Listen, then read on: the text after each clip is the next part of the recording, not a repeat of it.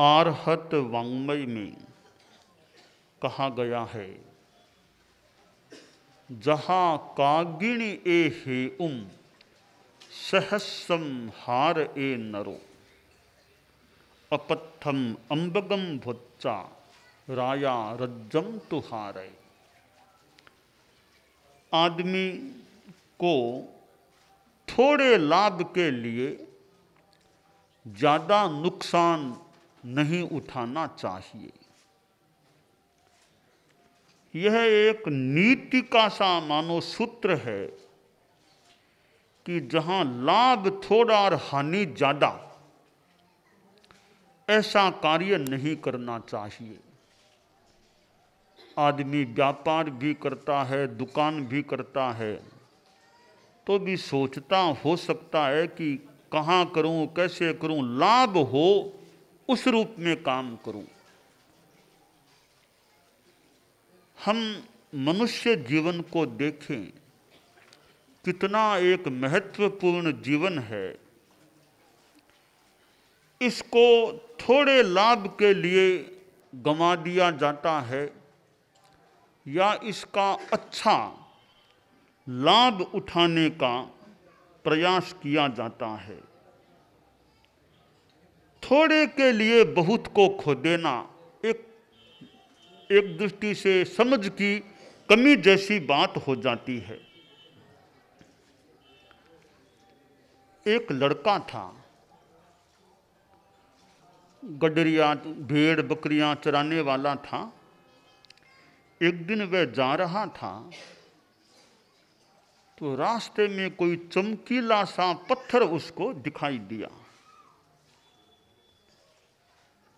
उसे उठा लिया कि बढ़िया है, इसको किसी तरह मैं अपनी बकरी के गले में बांधूंगा, बहुत अच्छा चमकीला लगता है। घर लेकर के आ गया और आगे सोचा कि ये बकरी के बांधूं या बेच दूं तो कोई रुपये ज़्यादा आ जाए तो बेच दूं इसको। पास में ही कोई एक दुकानदार था, वो भी छोटी उम्र का लड़का सा ही था। कहे भैया देखो ये दुकानदार भाई, तुम ये लो तो ले लो, मुझे कुछ रुपये दे दो। तो उसने भी देखा, कहा पत्थर तो बढ़िया चमकीला सा है, मैं दुकान में सजा करके रख दूंगा तो ग्राहक आएंगे तो देखने में यह बढ़िया चमकेगा, अच्छा लगेगा। तो कहा भैया ले लो, क्या लोगे? कभी आप देख लो। कभी ठीक है, अच्छा पत्थर है तो मैं 5 रुपया तुमको दे दूँ, या मेरे पास छोड़ दो। दुकानदार के वो लड़का ही था, दुकानदार भी 5 रुपया उसको दिया। वो चमकीला पत्थर अपने सजा करके दुकान में रख लिया, ये ग्राहक आएंगे देखेंगे बढ़िया लगेगा। बात एक तरह से खत्म हो गई। थोड़े दिनों बाद में कोई मगरिया मेला लग रहा था। वो कोई देवी देवताओं का दिन हो तो मगरिया मेला ऐसा कई जगह लगता होगा। तो जगह जगह के लोग आए मेले में अपना अपना सामान बेचने के लिए, दुकानदार और आए। तो यह जो दुकानदार लड़का था, इसने सोचा मैं भी मेले में जाऊंगा, मेरे पास तो कुछ फांके हैं, बिस्कुट हैं, कुछ खिलौने हैं बच्चों के, मैं भी वहाँ मेले में सजा के रखूंगा तो लोग आएंगे खरीदेंगे तो मेरे अच्छी कमाई हो जाएगी। अपनी दुकान का सामान्य सा सामान था, वो उस दिन मेले में गया, टेबल लगा ली, वो फांके बिस्कुट थोड़े खिलौने, साथ में वो चमकीला पत्थर भी ले गया, उसको भी रख दिया, अच्छा लगेगा, कोई लेगा तो बेच दूंगा वरना अच्छा लगेगा। तो वो चमकीला पत्थर वहाँ रख दिया। अब लोग आ रहे थे, सामान को देख रहे थे। एक सेठ आया, उसने उस दुकानदार की वो टेबल पर चीजें देखी, उसका ध्यान उस चमकीले पत्थर पर गया। कहा रे बेचेगा, इस पत्थर को बेचेगा? हाँ सा बेच सकता हूँ, क्या मूल्य लेगा? तो लड़के ने सोचा मैंने 5 रुपये में इसको खरीदा था तो कम तो लूंगा ही, क्यों ज़्यादा ही लूंगा। तो थोड़ा लोभ भी आ गया होगा कि क्या 25 रुपया लूंगा मैं, तो 25 रुपये में। कभी 25 तो ज़्यादा है, कुछ कम करो। कि नहीं साहब कम तो नहीं करूँगा, मैंने कह दिया सो कह दिया, कम तो नहीं करूँगा। कहा 15 ले लो, कहा नहीं साहब पूरे 25, ऐसा कर 20 दे दूंगा, 20 रुपये ले लो मुझे दे दो। नहीं साहब 20 भी पूरा 25 लूँगा मैं तो। कहा 24 रुपया दे दूँ, नहीं नहीं पूरी आप बात 25 की बात ही है अब। तो कहा अच्छा 24 रुपया और 50 पैसा, ना ना ना पूरा 25 तो मुझे तब दूंगा मैं। यहाँ तक कह दिया, थोड़ी तो मेरी बात भी रहनी चाहिए ना, थोड़ी मेरी बात भी रहनी चाहिए। कहा 24 रुपया 90 पैसा, बोलो नहीं साहब मैं तो एक ही बात कह दी 25 पूरा लूँगा। थोड़ा वो झुंझला गया सेठ, फालतू लड़का है, इतनी सी बात नहीं मानता, 10 पैसे की बात है, नहीं साहब 25 लूँगा। तो धुंधला के चला गया कि वापस आऊँगा घूम घुमा के तब ले लूँगा। वो तो आगे चला गया। इतने में एक और दूसरा सेठ आ गया, वो पत्थर देखा चमकीला, अरे बेचेगा? हाँ साहब बेच सकता हूँ। क्या लोगे? 25 रुपया। तत्काल सेठ ने 25 रुपये निकाले, उसको दिए, वो चमकीला सा पत्थर था लेकर के चला गया। अब थोड़ी देर बाद वो पहले वाला सेठ घूमते घूमते रिटर्न हुआ, वापिस आया। अब वो ले लूँ इसका वो पत्थर। अरे वो कहाँ गया पत्थर? सेठ साहब वो तो मैंने बेच दिया। कितने में बेचा? साहब 25 में। मैंने आपको 25 ही कहा था, 25 में उनको सेठ साहब को बेचा है, देखो 25 रुपये ले लिए हैं। तब यह सेठ बोला, रे मूर्ख कहीं का, 25 में बेच दिया? क्यों साहब मूर्ख कैसे? अरे जानते वो तो 1.25 लाख का हीरा था, 1.25 लाख का हीरा था, तुमने 25 में बेच दिया, तुम मूर्ख आदमी हो। वो लड़का ही थोड़ा गांव का था या तेज था। कोई सेठ साहब आप जबान संभाल करके बोलिए, आप मुझे मूर्ख कह रहे हैं? कहाँ तू मूर्ख है, 1.25 लाख का हीरा 25 में बेच दिया। कहा सेठ साहब मूर्ख मैं नहीं हूं, मूर्ख तो आप हैं, मूर्ख तो आप हैं। 10 पैसे के लिए आपने हीरा खो दिया, मैं तो आपको भी बेच ही रहा था। 10 पैसे के लिए आपने नहीं लिया, अपने अहम को अपने वो रखने के लिए नहीं लूंगा, चले गए थे। तो आप सोचते, मैं तो खैर गांव का लड़का हूं, मैं जानता ही नहीं हूं कि जानता ही नहीं था, अब जानता, अब आपने बताया है कि वह कोई 1.25 लाख का हीरा था, मुझे पता नहीं था। और सेठ साहब एक बात और है, संभवतः हमारी पीढ़ी में बाप ने एक दादा ने इतनी कमाई नहीं की जितनी मैंने कमाई की। कैसे कि 5 रुपये में मैंने खरीदा था और 25 में बेचा है, यानी 20 रुपये नेट कमाई हो गई मेरे। तो इतनी कमाई शायद मेरे बाप ने भी नहीं की होगी, दादा ने भी नहीं की होगी कि 5 में खरीदा और 25 में बेचा, मैंने इतनी कमाई की। तो मेरे हिसाब से तो मैं चतुर आदमी हूं। अब मूर्ख तो आप देख लो, आप ही हो। इतना 10 पैसे के लिए 1.25 लाख का हीरा आप छोड़ गए, लिया नहीं आपने। थोड़े से 10 पैसे के लिए 1.25 लाख का हीरा खो दिया, यानी थोड़े के लिए बहुत को खो दिया। यह हमारा मानव जीवन है। वो 1.25 लाख का हीरा क्या, कुछ भी कहें, अमूल्य कह दें, कुछ भी कह दें, जो भी है, इस मानव जीवन को आदमी किस उपयोग में ले रहा है? अब देखिए मानव जीवन है, अब आदमी शराब पीता है, नशा करता है, परिवार में समस्या, परिवार में झगड़ा लड़ाई। मैं आ रहा था 1-2-3 दिन पहले की बात है, रास्ते में कोई ग्रामीण कोई बाई महिला मिली और कई लोग मेरे आसपास खड़े थे। का बहुत, यानी उसका कहने का भाव था, बहुत दुखी हूँ, बहुत दुखी हूँ, बहुत दुखी हूँ, मेरा घरवाला मुझे पीटता है, मारता है, बहुत दुखी हूँ, दुखी हूँ। मैंने कहा वो आदमी है कहाँ? तो कोई बच्चा गया, एक आदमी को लेकर के आया। तो मैंने कहा शराब पीते हो? हाँ पीता हूँ। शराब छोड़ सकते हो? छोड़ दूंगा। तो मैंने कहा अभी जिंदगी भर शराब पीने का त्याग संकल्प करा दिया, त्याग जो भी, कभी शराब कभी नहीं पीना। तो यानी ये शराब और पी करके फिर परिवार में समस्या हो सकती है, मूल आत्मा का भी नुकसान आ सकती है, तो आत्मा का भी नुकसान। तो इन चीजों में, शराब में, एक हिंसा में, एक लूटपाट में, एक चोरी में, डकैती में, एक झूठ में, कपट में, यह मानव जीवन यूं बीत जाता है। तो थोड़े पैसे के लाभ के लिए यूं जीवन को पापों से लथपथ कर दिया जाए तो आगे वो कहते हैं नानी का घर तो है नहीं आगे। नानी का घर, नानी के घर तो नानी लाड करे, वो खाओ वो पियो, नानी लाड प्यार कर सकती है। तो कहते हैं आगे नानी का घर नहीं है, तो दही रोटियां खिला देगी कि वो खिला देगी। एक एक पाई पाई का हिसाब है, जैसा कर्म करते हैं फल भी भोगना होता है। तो मानव जीवन को किस रूप में काम में ले रहे हैं?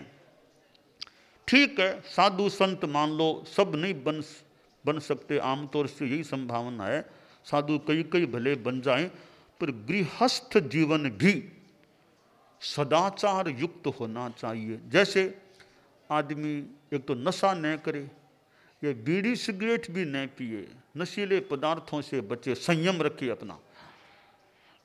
दूसरी बात है चोरी डकैती, ऐसा काम नहीं करना चाहिए। दूसरे की चीज है पर धन धूल समान, पराया धन पराई चीज धूल के समान है। दूसरे की चीज नहीं लेनी चाहिए, मेरी नहीं तो मैं दूसरे की क्यों लूं।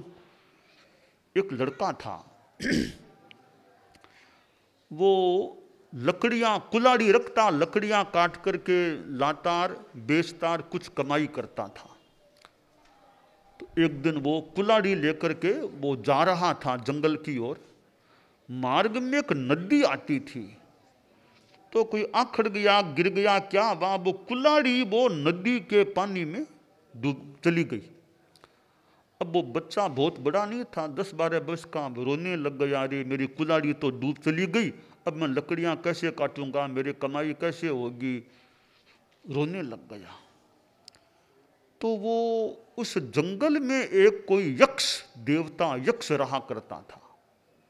यक्ष ने देखा रे बच्चा है, रोज प्राय आया करता है इस एरिया में, आज रो रहा है, क्या बात हुई। तो वो यक्ष एक वृद्ध आदमी का रूप बना करके आया कि बेटा क्या हुआ, क्यों रोते हो, क्या हुआ।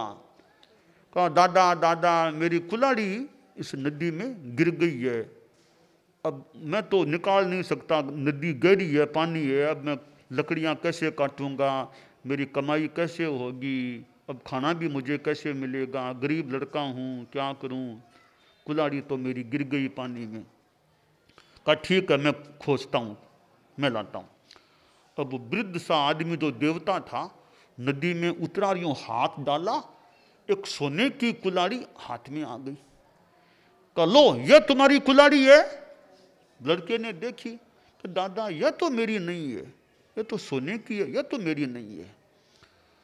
उसने फिर हाथ डाला, एक चांदी की कुल्हाड़ी, यह तुम्हारी है। तो दादा यह भी मेरी नहीं है। फिर हाथ डाला, अब उसकी मूल की कुल्हाड़ी वो हाथ में आई, यह तुम्हारी, हाँ ये वो मेरी वाली लगती है, वो लोहे की ऐसी लगती है, यह मेरी हो सकती है। तो वो उसको दे दी कुल्हाड़ी। फिर कहा कि ये सोने की चांदी की ये भी ले लो। तो दादा ये तो मेरी नहीं है, मैं कैसे ले लूं, ये तो मेरी है ही नहीं, तो मैं इनको कैसे लूं। देखो बहुत बढ़िया है, कितना धन आ जाएगा, लोहे सोने की चांदी की बहुत धन मिल जाएगा, तो ले जाओ। दादा ये तो नहीं लूंगा, मेरी नहीं है, मैं कैसे, चोरी का दान, मेरी तो है नहीं, वो चीज मैं कैसे ले सकता हूं। वृद्ध आदमी ने कहा कि देख ये दोनों कुल्हाड़ियां मेरी है, मैं तुमको भेंट में दे दूं तो। कि दादा भेंट में दो तो वैसे कोई दिक्कत तो नहीं, पर मैं सोचता हूं मैं क्यों लूं, मैं तो परिश्रम करता रहूंगा, इस कुल्हाड़ी से लकड़ियां काटूंगा और बेचूंगा और कमाऊंगा, मैं भेंट नहीं, मैं तो खुद परिश्रम करूंगा। देवता ने सोचा रे कैसा बच्चा है, दूसरे की मेरी चीज नहीं तो नहीं लूंगा, मैं भेंट में दूं तो भी कहता भी लेने में दिक्कत तो नहीं है, पर मैं अपनी इस कुल्हाड़ी से परिश्रम करता रहूंगा और कमाई करूंगा, ये भेंट का सोना चांदी मुझे नहीं चाहिए। अब बच्चा यह सोचता सोने की देखी, हाँ मेरी, हाँ मेरी, मेरी है, ले लेता तो मान लो जैसे तैसे देवता दे भी देता, उस कुल्हाड़ी के लिए ईमानदारी को तो खो दिया ना। वरना बच्चे ने ईमानदारी रखी, भले सोने की कुल्हाड़ी ने उसकी इच्छा ने मिली, चांदी की नहीं ली, ईमानदारी को रखा, अपने मूल की कुल्हाड़ी ली। तो थोड़े लाभ के लिए ईमानदारी भी एक बड़ी अच्छी चीज है, थोड़े के लिए ईमानदारी को नहीं खोना चाहिए। अब देखिए, ईमानदारी चाहे दुकानदार हो, चाहे ग्राहक हो, चाहे कोई भी आदमी काम करे, जो भी कार्य करे, लक्ष्य और प्रयास यह रहना चाहिए कि बेईमानी का धन घर में न आए। ईमानदारी से कमाया है, मान लो श्रम किया, वो तो ठीक है, आदमी को चाहिए।